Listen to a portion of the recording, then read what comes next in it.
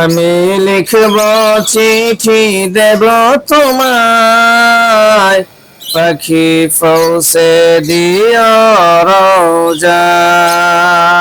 আমি লিখব চিঠি দেব তোমায়, পাখি পৌঁছে দিও রোজায়।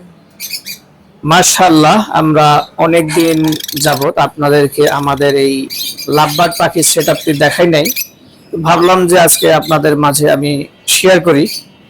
আমাদের বেশ কিছু লাভবার্ড পাখি এই মুহূর্তে আমাদের সেটআপে অবস্থান করছে এবং এই লাভবার্ড পাখিগুলো যেহেতু আমরা ঢাকা শহরে ভাড়া বাসায় থাকি, সে কারণে বাসালাতে একটা বিধিনিষেধ থাকে।